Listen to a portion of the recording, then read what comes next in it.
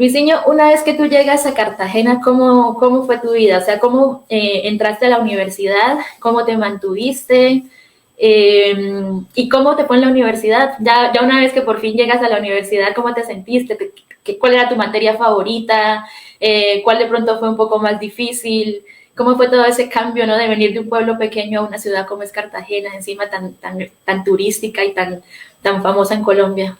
Listo, yo llego me voy a Calamar, ahí primero me inscribí, recuerdo yo, en el SENA, me inscribí en el SENA porque bueno, yo todavía ya decía yo, no, pero es muy difícil yo ingresar a una universidad, porque cómo, o sea, no, yo lo que veía difícil era cómo mantenerme yo estudiando en una universidad. Entonces yo dije, no, primero en el SENA para estudiar algo técnico, algo que me sirva a mí para estudiar y al mismo tiempo trabajar. Y bueno, vi como que algo de primera mano hacer un curso técnico en el SENA. Mientras estaba en Calamar me inscribí en ese curso, no pasé, y nuevamente ahí pues empieza me acuerdo yo, el profesor Luis me dijo, no, pero es que tú no estás para el SENA, tú estás para estudiar en una universidad. Entonces yo en Calamar ahí viví en su casa varios meses, a veces me rebuscaba con un hermano de él trabajando la albañilería. Y en ese tipo de cosas, pues también ahorré para inscribirme en la Universidad de Cartagena. Me enteré que la Universidad de Cartagena estaban abiertas las inscripciones. Yo miré en el periódico El Universal de ese tiempo las carreras que estaban y miré que estaba historia. Entonces yo dije, perfecto, está historia y es lo que yo quiero estudiar. Entonces me inscribí, entonces yo llego a Manangué, hago mi examen de admisión, me regreso a mi pueblo, porque bueno, yo en realidad nunca había salido de mi pueblo, no era fácil yo salir, me hacía falta mis papás, me hacían falta mis amigos, mi lugar, mi existencia lugareña de toda la vida, y yo regreso a mi pueblo y estando en mi pueblo espero los resultados de admisión de la universidad. Entonces, en ese tiempo llegaba el periódico allá donde el señor Segundo Turizo y yo tenía más o menos la fecha de cuándo iban a salir los resultados y yo llego allá a la casa de él y le pido prestado el periódico y veo que mi PIN está ahí como estudiante admitido a la Universidad de Cartagena. Salgo casi que corriendo para mi casa y casi que llorando y le digo a mis papás que fui admitido a la Universidad de Cartagena en el programa de historia. Entonces eso fue una cuestión ahí de llanto, de mucha alegría, pero también al mismo tiempo, bueno, ¿y ahora qué hacemos? Ya usted pasó y ahora qué, cómo hacemos para mantenerlo allá. Y bueno, ahí comienza una serie de vicisitudes, de dificultades. Bueno, mi padre afortunadamente siempre ha tenido la posibilidad de tener buenos amigos, contactos políticos. En la alcaldía de mi pueblo estaba un señor que se llamó Nielsen de León, era el alcalde de ese momento, y él ayudó a muchos estudiantes de ahí de la comunidad en Cartagena para que siguieran estudiando. Entonces mi papá pues habló con él, por supuesto, él no puso ninguna dificultad. También, incluso, si no mal recuerdo, le ayudó económicamente a mi padre para que me llevara hasta Cartagena.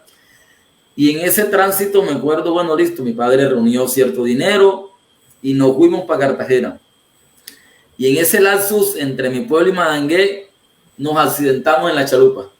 No. Desde mi pueblo a Cartagena, primero se llega a un lugar que se llama Manangué. Tradicionalmente son 4 o 5 horas en chalupa.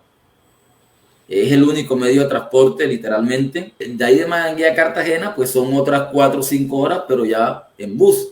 Literalmente son un aproximado de 9 horas. Pues la chalupa el conductor tuvo un accidente y nos hundimos.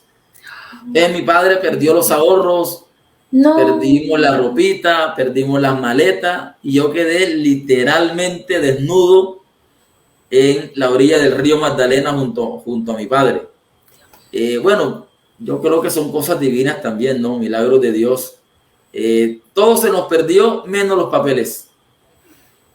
Ahí en medio, mojados, los pudimos encontrar. Entonces llegamos a Magangué, ya se iba a cerrar la fecha para matricularme en Cartagena. Y bueno, repito, afortunadamente los contactos y los amigos que mi padre siempre ha tenido le ayudaron. Mi padre buscó y me fui yo. Me acuerdo yo como con 2, 3 mudas de ropa que mi padre me pudo ahí. Y afortunadamente, pues bueno, me logré matricular. Ahí me colocaron problemas previos porque decían que los papeles estaban, no eran legibles. Entonces yo, por supuesto, me llevé una como especie de un formato donde constataba que yo me había accidentado. Entonces, para que me dieran los tiempos para yo buscarle los papeles originales. Y bueno, efectivamente, pues ahí me logré matricular, ¿no? Ahí en admisión, en las oficinas de admisión de la Universidad de Cartagena. Llego a Cartagena, me voy a vivir junto a otros paisanos. Vivíamos en una casita, en un apartamento súper pequeño. Ahí vivíamos un aproximado de unos como 6, 7 paisanos de mi mismo pueblo. Ellos también estaban estudiando otras carreras. Y entonces un golpe muy fuerte, ¿no? Porque si había para el desayuno, no había para el almuerzo. Si había para el almuerzo, no había para la cena. Entonces un sinfín de dificultades, pero que afortunadamente también en medio de esas dificultades siempre existieron ángeles terrenales que me decían, bueno, ya estás acá, hay que seguir avanzando y hay que conquistar esto como sea. En un momento determinado yo a veces quería renunciar porque, bueno, llegaba uno con hambre, con dificultades, y yo siempre coloco este ejemplo. Yo pasaba siempre por un restaurante en Cartagena que se llamaba Espíritu Santo. Y yo veía que ese restaurante se llenaba de una multitud impresionante, porque servían bastante. Y yo decía, yo nunca tenía la oportunidad de entrar ahí, ¿verdad? Pasaba por ahí y yo decía, ¿cuándo será el día que yo entre a comer ahí en ese restaurante? ¿Verdad? Bueno, y afortunadamente después que me titulé, pues me cansé de comer en ese restaurante, pero era como siempre el sueño de que esto va a pasar, de que hay que estudiar. Yo realmente siempre me esforzaba era un come libros, permanentemente en la biblioteca, me encerraba en los lugares siempre donde vivía, me encerraba estudiando. Entonces eso pues me ayudó muchísimo para fortalecerme. Ingresé a semilleros de investigación, casi que desde el 3er, 4 semestre ya trabajaba en semilleros de investigación. Ya luego también los mismos profesores me recomendaban para ser auxiliar de investigación de determinados investigadores, y ahí pues también me ingresaba algo de recursos. Mi padre también me mandaba lo poquito, mucho. Siempre lo que él podía recolectar acá en el pueblo me lo mandaba para que me sirviera. Toda esa serie de factores y esa suma de factores pues hicieron posible ese sueño que se materializó en titularme como historiador. Para los que quieren estudiar historia, te quería preguntar un poco como qué materias se ven en el pregrado. Sí, bueno, uno en el programa de historia, ahí existen, bueno, en mis tiempos, no sé ahora, en realidad, asignaturas claves como las historias de Colombia, siglo XIX, siglo XX, las historias de América Latina, trabajos de grado, ¿verdad? Estos seminarios de historia regional que son fundamentales. Particularmente los seminarios a mí me ayudaron a sentar las bases de lo que sería posteriormente mi tema de investigación, con el cual elaboré mi tesis de pregrado.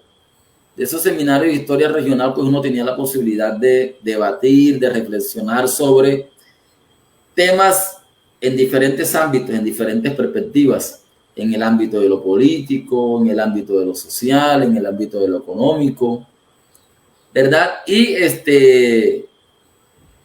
de ahí pues uno surgía o sentaba las bases para posteriormente darse una idea de esos temas que estaban en boga en la historiografía de corte regional, pero siempre pensando con conexión o analogías con América Latina. Entonces yo diría que fundamentalmente esas son las asignaturas claves, a la par de, por ejemplo, también sociología, la propia economía,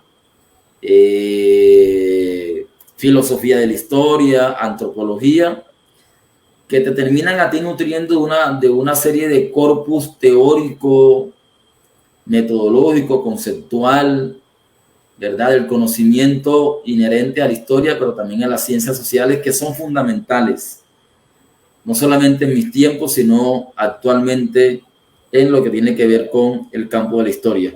Como chévere saber y como qué opciones tiene un historiador a nivel laboral. Bueno, lo primero que hay que decir es cierto, nosotros los historiadores no, de hecho yo diría que somos malos para aprendernos fechas y datos exactos. ¿Qué? Más bien el campo de la historia tiene que ver con el análisis de procesos, de rupturas, de discontinuidades, el análisis de sociedades desde un punto de vista crítico, reflexivo, analítico, ¿verdad? Nosotros, repito, no nos aprendemos fechas, sino que aprendemos a reflexionar sobre procesos. Y en el marco de eso, por supuesto, sobre rupturas, sobre discontinuidades. Nosotros nos sirven las fechas para contextualizar, por supuesto, para tener en cuenta un tiempo y también un espacio. Pero nos damos la tarea de reflexionar más allá de ciertas temporadas, de los tiempos históricos.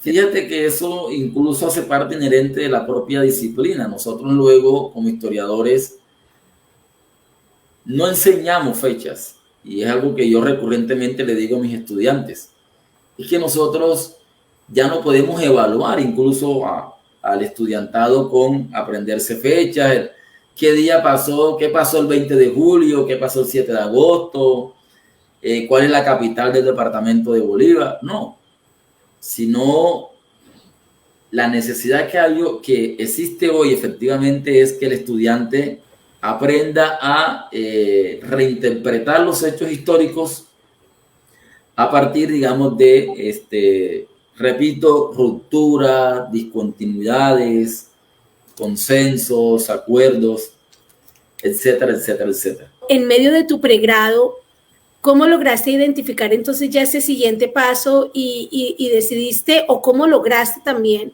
el estudio de tu maestría? Con tantas vicisitudes que pasé en el pregrado, yo literalmente ahí logré obtener unas sólidas bases, no solamente en términos académicos, sino en términos de la vida. Y hay también, por supuesto, cuando uno está en el círculo del pregrado, hay docentes que te ven a ti las ganas y te dicen, tampoco te puedes quedar con un pregrado, ¿no? Tienes que seguir avanzando porque tienes la chispita y tienes que irte más allá. Entonces, la posibilidad de haber ingresado a semilleros de investigación desde mi primer semestre, tener la posibilidad también de desarrollar proyectos de investigación en esos semilleros, me dieron como que la posibilidad de decir, bueno, es posible realizar estudios de maestría. Entonces, yo termino en el 2009 mi pregrado. Tuve la fortuna de que mi tesis de pregrado obtuviera mención honorífica por parte de los jurados del programa de Historia de la Facultad de Ciencias Humanas de la Universidad de Cartagena. Pero en realidad yo decía, bueno, he pasado por tantas dificultades que ahorita tengo que trabajar, producir. No me veía enseguida haciendo estudios de maestría. Y sí, pues me puse a trabajar en Cartagena, trabajé en colegios, trabajé como joven investigador por ciencias, trabajé también en la gobernación de Bolívar como asesor de un proyecto de prospectiva en el departamento de Bolívar. Y con esos antecedentes, bueno, quería hacer mi estudio de maestría aspiré a la Universidad del Norte, en Barranquilla, pero vi posteriormente que era muy difícil realmente, el semestre era costosísimo. Y entonces me dije, bueno, ya varios colegas se habían ido a estudiar a diferentes partes de América Latina, becados, y yo dije, bueno, también es el momento que yo dé ese tránsito. Y me meto a un recorrido por el CONACYT en México y me di cuenta que CONACYT allá pues otorgaba becas a sus estudiantes, porque realmente observé que por recursos propios no podía, con lo que me ganaba en ese momento, hacer estudios de maestría en mi país. Entonces dije, no, voy a tener que buscar la opción de irme para cualquier país de América Latina y estudié la maestría en México, me postulé, un proceso que demoró aproximadamente como un año, pasé por diferentes fases, porque cuando uno va a estudiar una maestría en México, como son posgrados de calidad y de internacionalización, pues tienes que pasar por una serie de fases, por una serie de pruebas. Yo afortunadamente tuve la oportunidad de ser admitido. Y bueno, por allá en el 2015 me voy a estudiar la maestría en México. También con miles de dificultades, prestando plata aquí, prestando plata acá, y meterme en una aventura de irme a hacer una maestría en la Universidad Autónoma de Zacatecas, México.